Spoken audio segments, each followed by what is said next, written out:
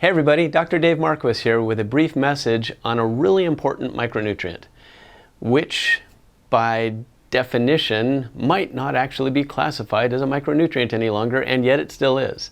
So it's the precursor to glutathione, and it's called N-Acetyl-Cysteine. Some people call it NAC, NAC, and it's been a point of contention between the nutritional realm, which has been protected by the DSHEA Act that goes back into the late 80s, early 90s, and it's being kind of a tug-of-war with the FDA, and it really didn't come to a head until the last 2 years, which is kind of interesting because it proved to be really helpful for people in their recovery from some of the symptoms of some of the things that we've been dealing with the virus that won't be named.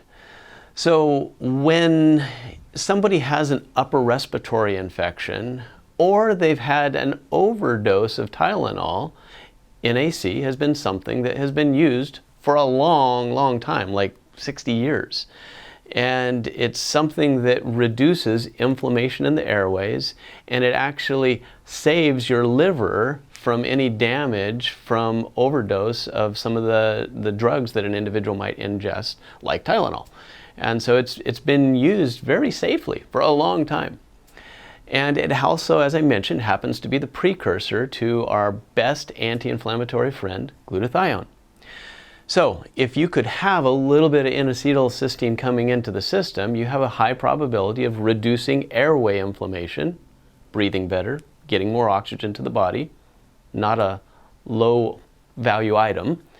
And by default, because it's the precursor to glutathione, it also has a nice systemic benefit of reducing all of your inflammation, which I love.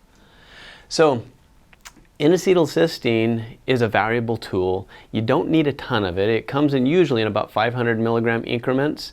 The average individual that weighs, say, 150 pounds would use about 1,500 milligrams in a day, so like 1 cap 3 times a day, while they're dealing with something upper respiratory or inflammatory wise. Well, when you're trying to detoxify, it also has a nice benefit because in addition to making mucus thin and turning into glutathione, it also has some binding properties of its own. So it can help to eliminate metabolic waste for you as well. I encourage people to be aware of their state of inflammation, be aware of their unique needs, and realize that, hey, this is something that's been safely used for many decades. It turns into something that my liver makes and my intestines are trying to recycle. Some people, sadly, genetically, don't make the conversion to glutathione very well, so they actually need more of this stuff to help their system get through. Other people simply need more glutathione. So knowing that about yourself is really helpful too. And you could do that by getting a gene panel.